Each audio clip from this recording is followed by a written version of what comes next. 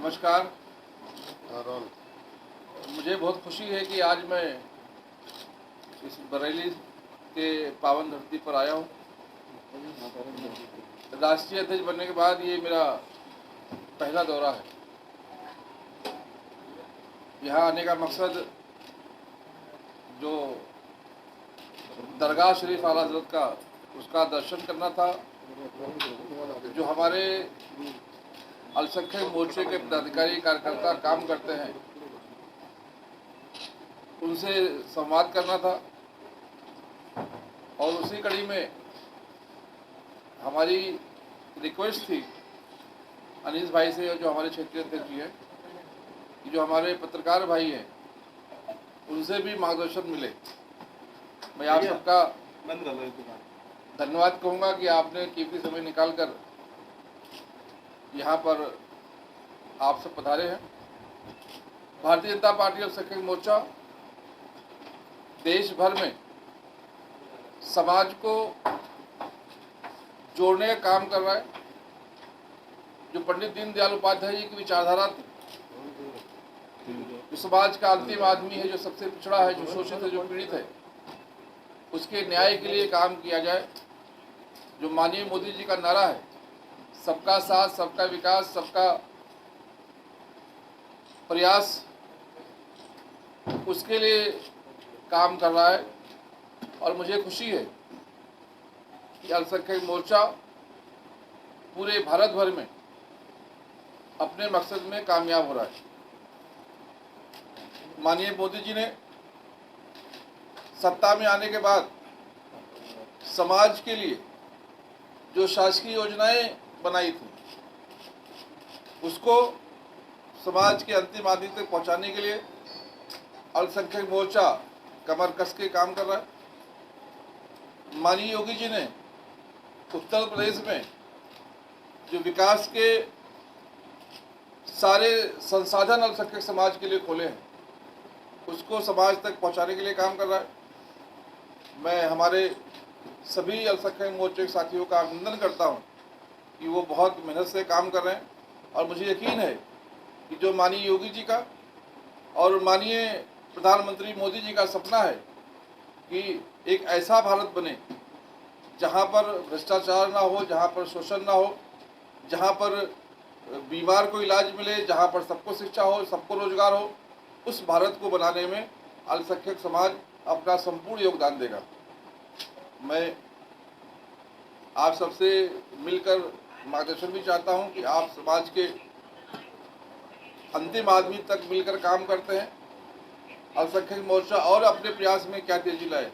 मैं आपसे भी निवेदन करूंगा कि आप भी दो हमें बातें बताने का काम करें। अध्यक्ष जी, आप कह रहे हैं कि अल्पसंख्यक के लिए लगातार भारतीय जनता पार्टी काम कर रही है, लेकिन विपक्ष के नेता लगातार ये बात कह रहे हैं कि मुसलमान सुरक्षित नहीं है देश में। कई अखिलेश के पार्टी के भी तमाम नेता कह चुके हैं, एसटी हसन जो सांसद हैं वो भी कह चुके हैं, ओवैसी भी लगातार इस तरीके की बातें कहते हैं, तो क्या कहेंगे? मेरा ऐसा मानना है कि देश में ही नहीं, दुनिया में सबसे अगर सुरक्षित जगह कोई है मुसलमानों के लिए, विशेष रूप से अल्पसंख्यक मुसलमानों के लिए, तो वो भारत है। आज आप देखें पाकिस्तान में क्या हो रहा है, जो मुल्क जो धर्म के नाम पर बना था। आज आप देखें अफगानिस्तान में क्या हो रहा है। आप देखेंगे तो हर जगह नफसी नफसी का माहौल है। लेकिन जिस प्रकार से भारत में, और विशेष रूप से जब से माननीय मोदी जी की सरकार आई है, जब से योगी जी की सरकार आई है, सबको शिक्षा है, सबको न्याय है, सबको सम्मान है। और सबसे ज़्यादा सुरक्षित अगर मुसलमान कोई है तो योगी राज में है, मोदी राज में है। लेकिन ये बात कांग्रेस के लोगों को, ये बात अखिलेश यादव को, ये बात ओवैसी को इसलिए हजम नहीं हो रही है क्योंकि ये जो आधार है डर दिखाओ और वोट लो, ये ख़त्म हो रहा है। इसलिए ये लोग अब परेशान हैं। और मुझे लगता है अब इनके हाथ कुछ नहीं आने वाला, क्योंकि अब समाज समझ गया है कि हमारा विकास कौन करेगा। यही वजह है इतने डर दिखाने के बाद भी इस बार माननीय योगी जी को मुख्यमंत्री बनाने में लगभग 15% अल्पसंख्यक समाज ने वोट दिया है। उसमें इतने डर दिखाने के बाद भी मुझे लगता है कि आने वाले समय में अब इनका दाल गलने वाला नहीं है। ज्ञानवापी मस्जिद को लेकर जिस तरीके से 2 दिन से लगातार सर्वे चल रहा है, क्या कहेंगे आप इसमें? मेरा ऐसा मानना है कि जो बात कोर्ट में है उसमें मैं कोई टिप्पणी नहीं कर सकता हूँ।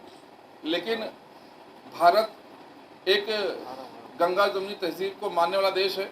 यहाँ बड़े से बड़े मसले हमने आपस में बैठ के सुलझाए हैं और मुझे लगता है ये भी मसला अगर कुछ आता है तो हमें कोर्ट और आपस में बैठकर सुलझाना चाहिए। जिस तरीके से बात आ रही है, संजीव सोमजी आपकी पार्टी के ही नेता है, वो कहते हैं कि 92 जैसा हश्र हुआ, तो क्या कहेंगे? मेरा ऐसा मानना है कि प्रधानमंत्री जी को देखकर हम काम कर रहे हैं। माननीय जेपी नड्डा जी हमारे नेता हैं, माननीय अमित शाह जी देश के गृह मंत्री हैं, माननीय योगी जी हमारे मुख्यमंत्री हैं।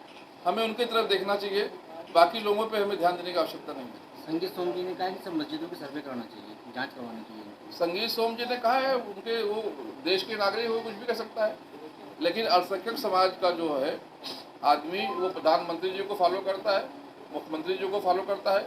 और मुझे यकीन है कि सबसे ज़्यादा अगर कोई सुरक्षित है संविधान के दायरे में तो योगी राज में, मोदी राज में किसी के साथ अन्याय नहीं होगा। मुस्लिम नेता होने के नाते क्या आप ये प्रयास करेंगे कि अगर हिंदुओं की चीज़ें वहाँ निकलती हैं तो प्रयास करेंगे, अपने लोगों को समझाएंगे कि मस्जिद को छोड़? मेरा ऐसा मानना है कि काशी हिंदू समाज के लिए देश में बहुत बड़ा स्थान रखता है और देश ही नहीं दुनिया में स्थान रखता है। अगर कोई ऐसी बात आती है तो समाज को बैठकर उस पर एक बार चर्चा जरूर करना चाहिए। किस तरह की चर्चा? जो भी समाज के लिए हितकारी हो, क्योंकि चर्चा के माध्यम से सारे हल निकाले जा सकते हैं, कोर्ट के माध्यम से सारे हल निकाले जा सकते हैं और कोर्ट और समाज मिलकर जो फैसला करेगा वो समाज के लिए अच्छा होगा और उसमें बैठकर दोनों समाज को बैठ कर चर्चा करना चाहिए। ताजमहल को लेकर के भी लगातार चीज़ें सुर्खियों में हैं। मुझे ऐसा लगता है कि शिक्षा हमारा ज़्यादा बड़ा मुद्दा है, विकास हमारा सबसे ज़्यादा बड़ा मुद्दा है। माननीय प्रधानमंत्री जी ने हमेशा अपने भाषणों में कहा है, अपने बातों में कहा है कि अल्पसंख्यक समाज को शिक्षा में आगे आने की आवश्यकता है। अल्पसंख्यक समाज, मुस्लिम समाज के बच्चों में एक हाथ में कुरान होना चाहिए, एक हाथ में कंप्यूटर होना चाहिए। और जिस प्रकार से उन्होंने मदरसों में मॉडर्नाइजेशन का काम शुरू किया है, जिस प्रकार से शिक्षा को मजबूत बनाने का काम किया है, मुझे लगता है कि इस पर ज़्यादा जोर देने की आवश्यकता है। बाकी तो मुद्दे ऐसे लोग लाते जाएंगे जिसमें समाज भटक जाए। अध्यक्ष जी, क्या वजह आप मानते हैं कि मुस्लिम समाज जो है वो बीजेपी से उतना ज़्यादा फेवर नहीं कर पाता है, जबकि अन्य पार्टी कांग्रेस हो सपा उसको ज़्यादा सपोर्ट करता है? उसके पीछे वजह क्या मानते हैं आप? मेरा ऐसा मानना है कि भारतीय जनता पार्टी आज से नहीं, जनसंघ के ज़माने से सभी समाज को जोड़ने के लिए काम किया। यही वजह है कि जब जनसंघ में जनता पार्टी में शामिल होकर 1975 में जब सरकार में शामिल हुई जनता पार्टी के माध्यम से, तो अटल जी के साथ आरिफ बेग साहब को मंत्री बनाया गया, क्योंकि उस वक्त जनसंघ के नेताओं को, आदरणीय अटल जी को पता था कि ये समाज पिछड़ा हुआ है, इसका भी तरक्की होना चाहिए। जब भारतीय जनता पार्टी बनी 6 अप्रैल 1980 को मुंबई के दादर में, तो भारतीय जनता पार्टी की स्थापना में जब स्वर्गीय अटल जी को प्रधानमंत्री जो हमारे हुए सबसे लोकप्रिय, वो जब भारतीय जनता पार्टी के अध्यक्ष बने, तो उनके साथ जो महासचिव बने, संस्थापक महासचिव, वो श्री आडवाणी जी थे, वो श्री मुरली मनोहर जोशी जी थे, और जो तीसरे महासचिव थे वो हाजी सिकंदर बख्त थे, जो मुसलमानों के बहुत बड़े नेता थे।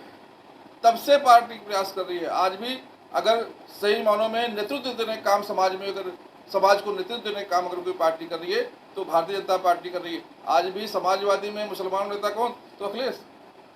कांग्रेस में मुसलमान नेता कौन? तो राहुल गांधी। सही मानों में नेतृत्व अगर कोई देने का काम पार्टी कर रही है तो भारतीय जनता पार्टी कर रही है, और यही पार्टी समाज को उत्थान की तरफ लेकर जाएगी। हाँ, मैं ये मानता हूँ कहीं ना कहीं समाज में संवाद की कमी रह गई है, उस कमी को अल्पसंख्यक मोर्चा पूरा करेगा और संवाद के माध्यम से जो सच है उसको बाहर लाने का काम करेगा। मुझे लगता है सूरज निकलेगा और समाज भारतीय जनता पार्टी के साथ एक बार जरूर जुड़ेगा, क्योंकि यही एक ऐसी पार्टी है जो समाज की तरक्की कर सकती है, यही एक ऐसी पार्टी है जो देश को तरक्की दे सकती है। और ये सौभाग्य है हमारा कि हमारे पास उत्तर प्रदेश में योगी जी जैसा एक नेता है और देश में मोदी जी एक ऐसा नेता है जो दुनिया को नेतृत्व देने का काम कर सकता है, जो जिसके पास नेतृत्व क्षमता है, जो दुनिया को नेता दे सकता है अपना। ऐसे में हमारा समाज भी उनके साथ खड़ा होना चाहिए। कश्मीर में फिर से आतंकी घटनाएं बनी है, वहाँ कश्मीरी पंडित की हत्या कर दी गई है, वहाँ लगातार लोग प्रोटेस्ट को निकल रहे हैं सड़कों पे। मुझे लगता है कि कश्मीर में पहली बार सबसे ज़्यादा कंट्रोल अगर हुआ है तो धारा 370 हटाकर माननीय मोदी जी की सरकार ने कंट्रोल किया है, माननीय अमित शाह जी के नेतृत्व में कंट्रोल हुआ है। अब थोड़ी बहुत छिटपुट घटनाएं होती हैं, आने वाले समय में चुनाव आने वाला है, सारी पार्टियां जो कश्मीर को अपने बाप की जागीर समझती थी वो अब वहां से समाप्त हो रही है और उनको सिर्फ यही काम आता है कि कश्मीर में अस्थिरता लाओ, पत्थरबाजी शुरू कराओ, आतंकवादी घटनाएं कराओ और शासन में आ जाओ। अब वो जब देख रहे हैं कि शासन उनके हाथ, सत्ता उनके हाथ से बहुत दूर जा रहा है, तो छुटपुट घटनाएं करेंगे। माननीय अमित शाह जी पर हम सबको भरोसा है और मुझे लगता है कि वहाँ पर ये लोग कामयाब कभी नहीं हो पाएंगे। एक आखिरी सवाल, अखंड भारत की बात हो रही है, उसको क्या कहेंगे? अखंड भारत तो देश का अल्पसंख्यक सबसे पहले चाहता है। हमारे पुरखों ने, हम जब पाकिस्तान बना और धर्म के नाम पर पाकिस्तान बना तो हमने उसको नकार दिया, हम माने गए। तब से हमारी कल्पना है कि अखंड भारत होना चाहिए। अगर अखंड भारत बनाने का काम भारतीय जनता पार्टी शुरू की है तो मुझे लगता है सबसे बड़ा योगदान अल्पसंख्यक समाज देगा। और मैं अपने आपके माध्यम से अपने सभी भाइयों को गुजारिश करूंगा कि आओ भारतीय जनता पार्टी के साथ जुड़ो, आओ माननीय योगी जी के हाथ को मजबूत करो, आओ माननीय मोदी जी के हाथ को मजबूत करो और देश को अखंड भारत बनाने का जो काम शुरू किया है माननीय मोदी जी ने, उसमें अपना संपूर्ण योगदान दो। एक सवाल और है कि लद्दाख है, मिजोरम है, लक्षद्वीप है और जम्मू कश्मीर है, वहाँ पर हिंदू अल्पसंख्यक हो चुके हैं। क्या आपकी तरफ से कोई पहल की जाएगी? इसके लिए सुप्रीम कोर्ट में याचिका भी दाखिल कर दी गई थी। उसमें सरकार सोच रही है, उसका सरकार का कोई ना कोई निर्णय इस पे आएगा। पॉजिटिव डायरेक्शन में हमारी सरकार इसको सोच रही है और कोर्ट में भी कहा है कि उससे विचार कर रही है। मुझे लगता है कि पर्सनल लॉ तो कहीं बचा ही नहीं है, सारे काम संविधान के हिसाब से हो रहे हैं। तो यूनिफॉर्म सिविल कोड अगर आता भी है तो मुझे लगता है जो आम मुसलमान है, जो मॉडर्न मुसलमान है, उसको ना कोई दिक्कत है ना कोई परेशानी है। वो मुसलमान जो 4 शादियां करते थे उन्हें तकलीफ हो रही है। तो मुझे लगता है कि ये सिविल कोड का, यूनिफॉर्म सिविल कोड का देश के सभी मुसलमानों को स्वागत करना चाहिए। ये हमारे फायदे के लिए है और विशेष रूप से यूनिफॉर्म सिविल कोड से जो हमारी बहनों का शोषण होता था उस शोषण से हमारी बहनें बचेंगी। तो मुझे लगता है इसका विरोध हरगिज नहीं होना चाहिए। जैसे हमने लड़कियों की उम्र के बारे में जो इस्लामिक लॉ है उसमें कहा गया है 14-15 साल में लड़कियां बालिग हो जाती हैं, उनकी शादी हो जानी चाहिए, लेकिन जब कानून बना कि लड़की की उम्र 18 साल होना चाहिए, सबने स्वागत किया। परिवार नियोजन में सबने स्वागत किया। तो ऐसे बाकी अब कोई मुद्दे बचे ही नहीं जो यूनिफॉर्म सिविल कोड आने से जो है वो कहीं टकराव आएगा। बस टकराव एक ही जगह दिख रहा है और मुझे लगता है कि वो तो 4 शादी कोई करता भी नहीं है। तो इसमें जो 4 शादी करने की इच्छा रखने वाले लोग हैं उन्हीं को तकलीफ होती है और ऐसी तो संख्या मुझे बहुत कम दिखती है। ओबीसी को तो बहुत तकलीफ हो रही है इसको लेकर। मुझे लगता है कि सबसे ज़्यादा यूनिफॉर्म सिविल कोड का फ़ायदा हैदराबाद में होगा, क्योंकि वहाँ जो शेख आते थे और वो वहाँ की जो छोटी छोटी बच्चियाँ हैं उनसे शादी करके 4 महीने 5 महीने वो साथ रखते थे, उसके बाद छोड़कर चले जाते थे। तो इसका सबसे ज़्यादा फ़ायदा तो हैदराबाद की इन बच्चियों को होने वाला है कि कानून के दायरे में वो ऐसे जो शेखों को सज़ा दिला सकती हैं, उनका संरक्षण हो सकता है। तो अवैसी जी का काम है कि अपनी कुर्सी के लिए वो हमेशा भारतीय जनता पार्टी काम को विरोध करते हैं और मुझे लगता है कि अवैसी जी जिन्ना के पदचिन्हों पर चलकर देश को फिर से बांटना चाहते हैं, लेकिन अवैसी जी को पता नहीं कि जिन्ना के समर्थक सब पाकिस्तान चले गए। यहाँ जो है वो हमारे मौलाना अबुल कलाम आज़ाद को मानने वाले हैं, वो APJ कलाम को मानने वाले हैं, वो हमारे संविधान को मानने वाले हैं, वो हमारे मोदी जी को मानने वाले हैं। वो अब उनके बातों में आकर गुमराह होने का काम नहीं करेंगे। Thank you so much.